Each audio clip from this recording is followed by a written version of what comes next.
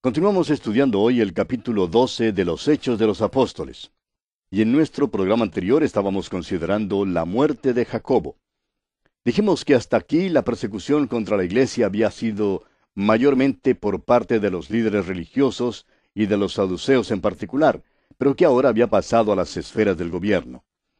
La persecución, pues, se vuelve de la religión a la política. Y dijimos que quizás Herodes hizo esto para tratar de ganarse el favor de ciertas personas y sectores influyentes. Lo cierto es que Herodes desencadenó una persecución brutal y despiadada contra la iglesia. Y así pues, dio muerte a espada a Jacobo, hermano de Juan. Ahora, viendo que esto había sido del agrado de los judíos, procedió entonces a arrestar también a Pedro. Y observamos que había aquí una circunstancia especial. Jacobo es muerto, pero Pedro sería milagrosamente preservado aún en medio de estas circunstancias. Y dijimos que había aquí un ejemplo de la voluntad soberana de Dios obrando en la iglesia. Ahora, de seguro que hubo muchos en aquel entonces que se preguntaron, ¿por qué permitió Dios que Jacobo muriera mientras a Pedro le permitió vivir? ¿Por qué permitió Dios esto? Y muchos hacen hoy la misma pregunta. La respuesta es que esta era la voluntad soberana de Dios. Y Dios, amigo oyente, todavía obra así en esta manera hoy en día. Sus caminos son más altos que los nuestros. Ahora, usted puede rebelarse contra la voluntad soberana de Dios todo lo que quiera. Puede decir que no le gusta.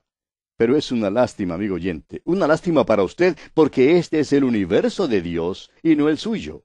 Es la iglesia de Dios y no la suya. Esta es, pues, la mano de un Dios soberano que lo mueve todo. Al parecer, Jacob era uno de los principales líderes de la iglesia de Jerusalén, y Dios permitió que Herodes le diera muerte. Pedro, por su parte, también era líder, pero Dios permitió que él viviera. Continuemos pues hoy con el versículo 4 de este capítulo 12 de los Hechos. Y habiéndole tomado preso, le puso en la cárcel, entregándole a 4 grupos de 4 soldados cada uno, para que le custodiasen, y se proponía sacarle al pueblo después de la Pascua. En realidad, Pedro había sido puesto bajo guardia, una guardia fortificada y aumentada. Fíjese usted que fue entregado a 4 grupos de 4 soldados cada uno, o sea que había 16 soldados custodiando a Pedro. ¿No cree usted que Herodes sospechaba que alguien trataría de librar a Pedro? Continuemos ahora con el versículo 5 de este capítulo 12 de Hechos. Así que Pedro estaba custodiado en la cárcel, pero la iglesia hacía sin cesar oración a Dios por él. Ahora estos hermanos no llegaron ante Dios con una larga lista de peticiones, como las listas de víveres que elaboramos antes de salir de compras. Simplemente entraron a la presencia de Dios y oraron seriamente para que este hombre, Simón Pedro, fuera librado. Sus corazones estaban en sus oraciones. Y el versículo 6 continúa diciendo, y cuando Herodes le iba a sacar, aquella misma noche estaba Pedro durmiendo entre 2 soldados, sujeto con 2 cadenas, y los guardas delante de la puerta custodiaban la cárcel. ¿Cómo le era posible a Simón Pedro dormirse estando entre 2 soldados? Bueno, recuerde usted que Pedro también fue uno de los que se durmieron allá en el jardín de Getsemaní. Diríamos que Pedro no tenía mucha dificultad en dormirse. Como decimos hoy, se quedaba dormido aún bañándose. Parece que podía quedarse dormido en casi cualquier circunstancia y casi a cualquier hora. Sin embargo, note usted, amigo oyente, qué confianza más maravillosa debe haber tenido Pedro en Dios para poder dormir entre estos 2 soldados. Continuemos ahora con los versículos 7 al 9 de este capítulo 12 de los Hechos. Y he aquí que se presentó un ángel del Señor, y una luz resplandeció en la cárcel, y tocando a Pedro en el costado le despertó, diciendo, levántate pronto. Y las cadenas se le cayeron de las manos. Le dijo el ángel, cíñete y átate las sandalias, y lo hizo así, y le dijo, envuélvete en tu manto y sígueme. Y saliendo le seguía, pero no sabía que era verdad lo que hacía el ángel, sino que pensaba que veía una visión. El ángel fue muy razonable. No hubo aquí nada de acciones descabelladas o impetuosas. Simplemente le dijo a Pedro que se pusiera los zapatos y se vistiera. Pedro creía al principio que todo era solo un sueño. Y ahora el versículo 10 dice, habiendo pasado la primera y la segunda guardia, llegaron a la puerta de hierro que daba a la ciudad, la cual se les abrió por sí misma. Y salidos, pasaron una calle, y luego el ángel se apartó de él.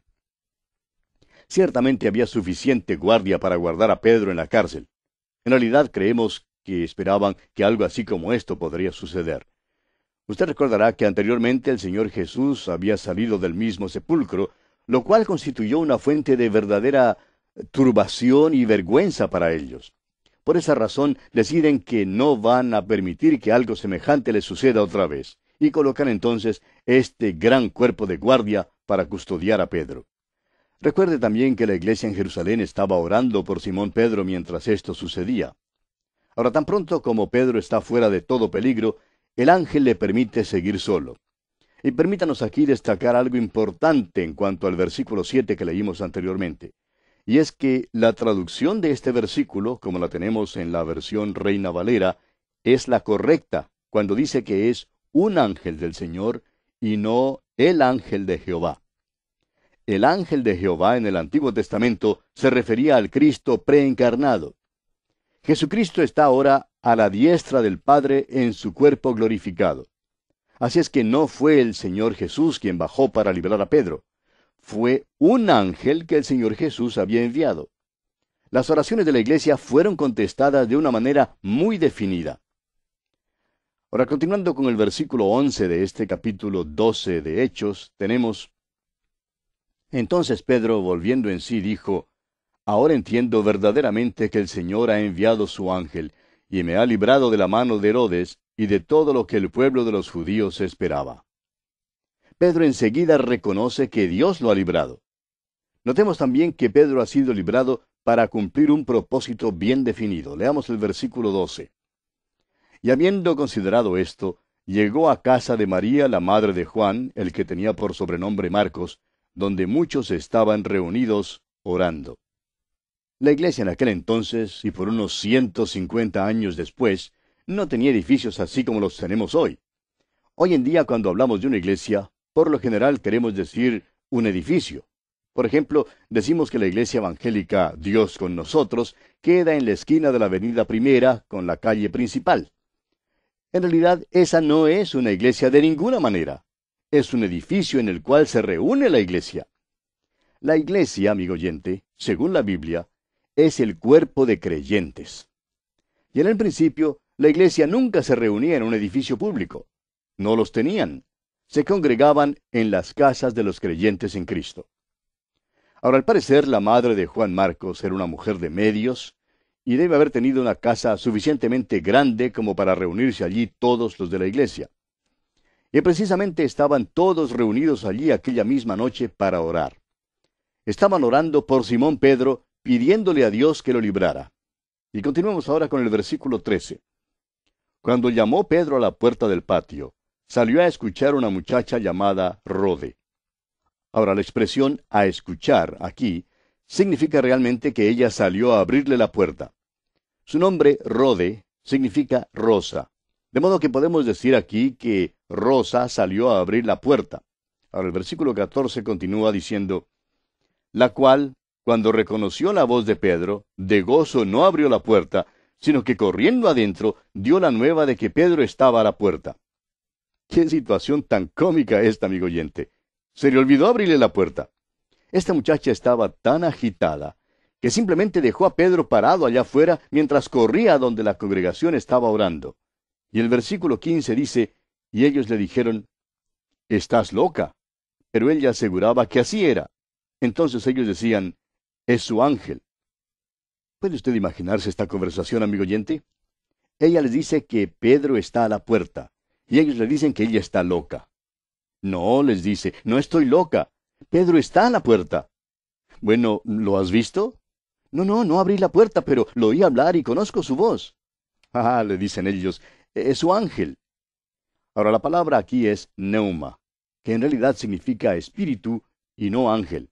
Ellos no creían que allí a la puerta estuviera una especie de ángel custodio de Pedro. Creían que era su espíritu. En otras palabras, creían que Pedro había muerto. Pensaban que Herodes lo había hecho ejecutar. Ahora, ¿no le parece esto muy interesante, amigo oyente? La iglesia ha estado orando por Simón Pedro que Dios lo librara. Y ahora, cuando es librado, no lo creen.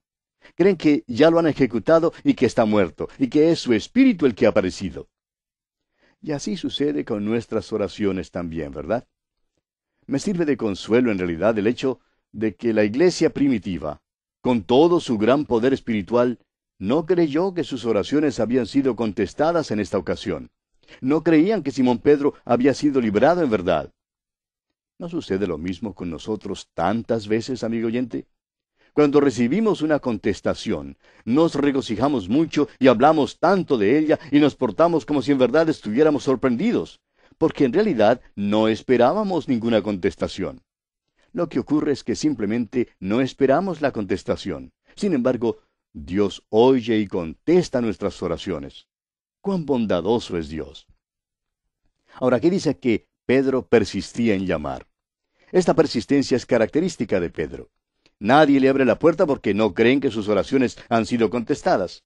Están allá adentro discutiendo si es Pedro o si es su espíritu. Mientras tanto, Pedro quiere entrar y ya está por tumbar la puerta. Leamos los versículos 16 y 17. Mas Pedro persistía en llamar, y cuando abrieron y le vieron, se quedaron atónitos. Pero él, haciéndoles con la mano señal de que callasen, les contó cómo el Señor le había sacado de la cárcel, y dijo, Haced saber esto a Jacobo y a los hermanos. Y salió y se fue a otro lugar. Simplemente no podían creer lo que veían. No podían creer que sus oraciones habían sido contestadas. Ahora Pedro salió de Jerusalén. Y siendo que Dios le había librado milagrosamente, ¿no habría podido Dios guardarle milagrosamente seguro allí en Jerusalén? ¿No debió Pedro haber dicho, bueno, yo me quedaré aquí? Dios me ha libertado de la cárcel y yo sé que me seguirá guardando. Claro que Dios podía guardarlo. Pero Dios también espera que usemos nuestro sentido común, amigo oyente. A veces los que parecen tener una gran fe en Dios, en verdad lo que hacen es tentar a Dios. Aún después de haber hecho alguna cosa maravillosa por usted y por mí, Dios todavía espera que usemos nuestro sentido común.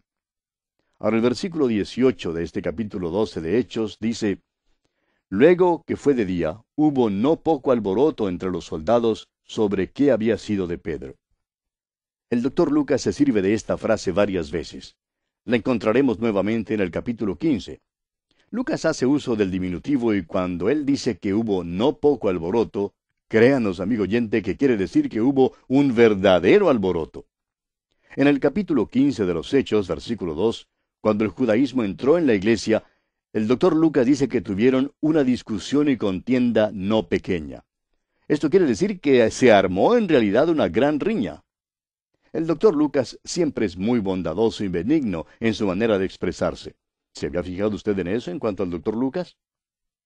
Ahora, cuando los soldados descubrieron lo que había ocurrido y se dieron cuenta que Simón Pedro se había ido, es posible que llamaron a la mitad de las tropas.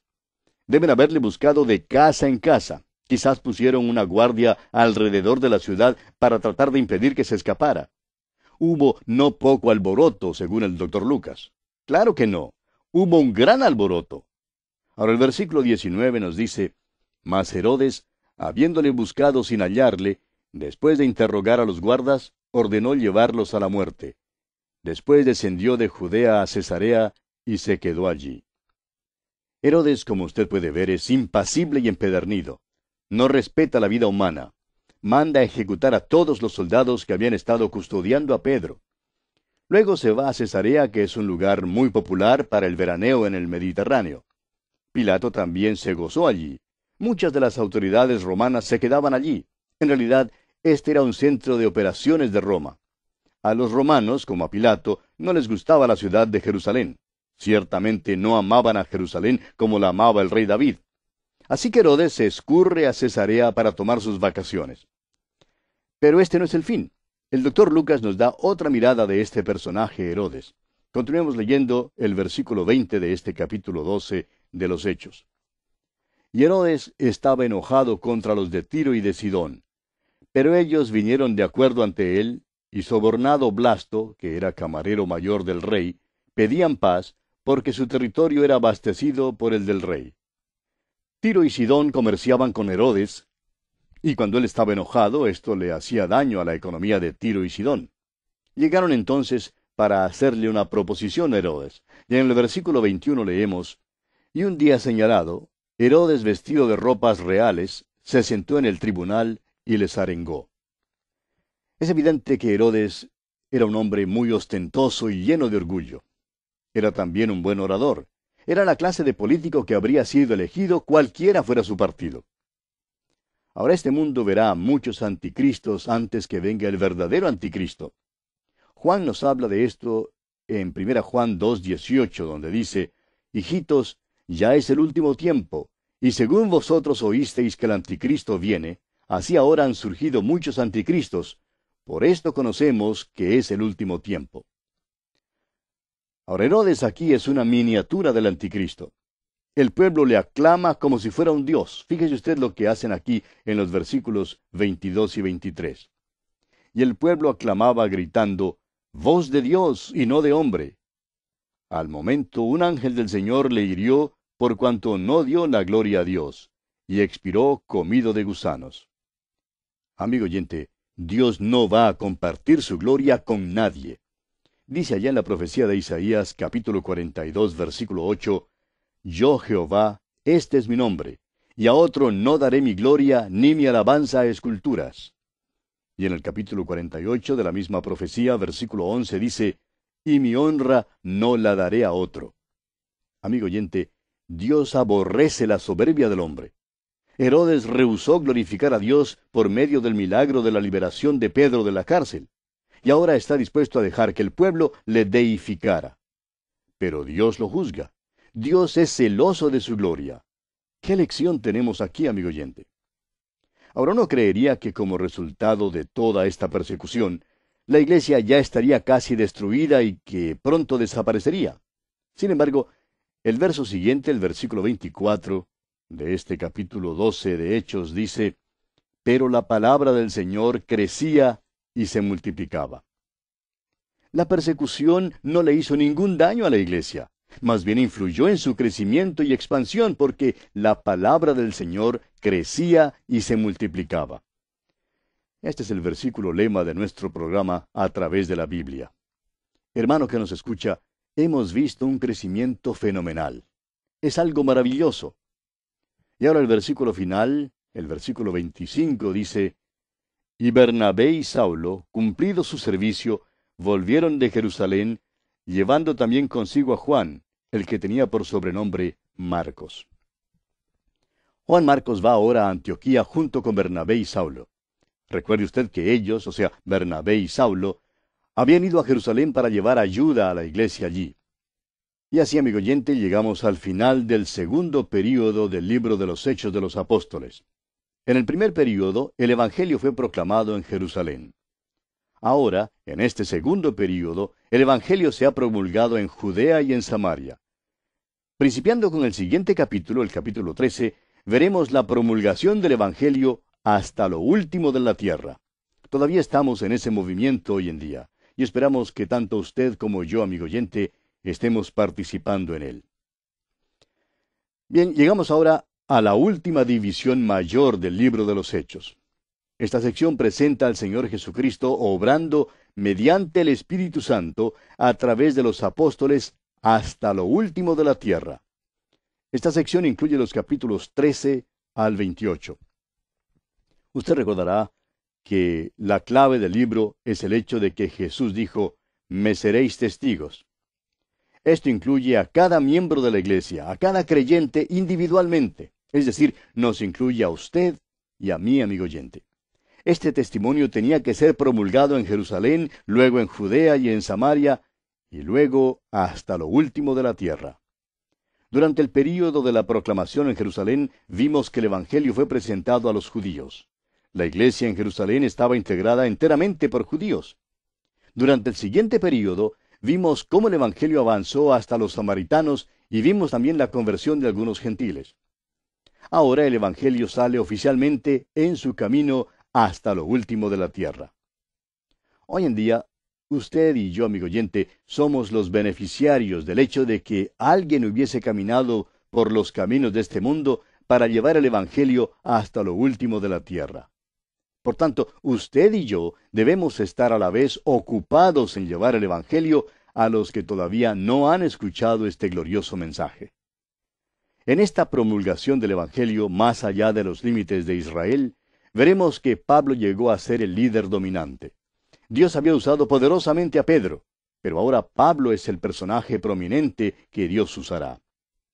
Esperamos que usted, amigo oyente, pueda seguir en un mapa este primer viaje misionero de Pablo. Principia su viaje con Bernabé. Se detienen primero en la isla de Chipre, hogar de Bernabé.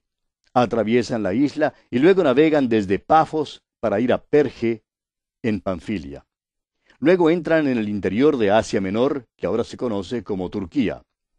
En aquel entonces esta región era conocida como el país de Galacia. Visitaron Antioquía, Iconio, Listra y Derbe.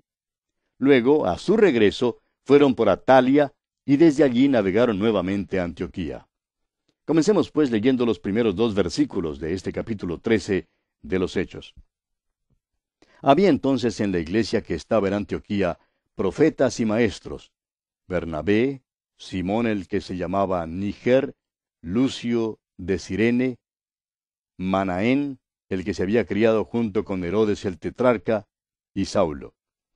Ministrando estos al Señor y ayunando, dijo el Espíritu Santo: Apartadme a Bernabé y a Saulo para la obra a que los he llamado. Notará usted que en el principio de su ministerio la designación es de Bernabé y Saulo. No viajarán lejos en su primer viaje misionero antes de que el nombre de Saulo sea cambiado a Pablo. Pronto es evidente también que Pablo llega a ser líder y vocero, y así el conjunto es designado entonces como Pablo y Bernabé. Continuemos ahora con el versículo 3. Entonces, habiendo ayunado y orado, les impusieron las manos y los despidieron. Estos hombres son ahora apartados para la obra misionera. ¿Se fija usted en la iglesia que les ha enviado al mundo? No fue la iglesia en Jerusalén. Amigo oyente, permítanos decirle francamente que la iglesia de Jerusalén no era una iglesia misionera. En cambio, la iglesia en Antioquía sí era una iglesia misionera. Ayunaron y oraron, dice aquí, debido a su sinceridad y su deseo de cumplir la voluntad de Dios. También les impusieron las manos a estos 2 misioneros que envían. Y todavía hacemos eso hoy en día con nuestros misioneros. ¿Por qué? ¿Es acaso porque al imponer las manos les impartimos alguna cosa? Tememos que todo lo que nos sea posible impartir a alguien por medio de la imposición de las manos sean los microbios que tengamos en nuestras manos. La imposición de las manos es un medio de identificación, un acto que declara que somos compañeros con el que estamos enviando. Así pues, los cristianos en Antioquía indicaban, mediante la imposición de manos, que eran compañeros de Pablo y Bernabé en la gran obra de promulgar la palabra de Dios. Estaban enviando a estos hombres como sus representantes. Ellos se quedaban en casa y trabajaban mientras estos 2 hombres salían en lugar de ellos. Ahora es muy importante notar que fueron enviados por el Espíritu Santo. Eran guiados por el Espíritu Santo de Dios. Fueron al pueblo de Seleucia en la costa y navegaron desde allí.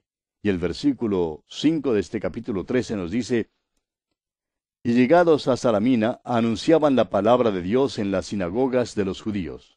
Tenían también a Juan de ayudante. Note usted que tenían a Juan Marcos con ellos. Ahora quisiéramos destacar aquí que desde el mismo principio, Pablo adoptó un método que siguió durante todo su ministerio. Siempre entraba primero en las sinagogas, lugares que le sirvieron como trampolín para lanzarse e introducirse a la comunidad, y siempre predicaba allí primero el Evangelio.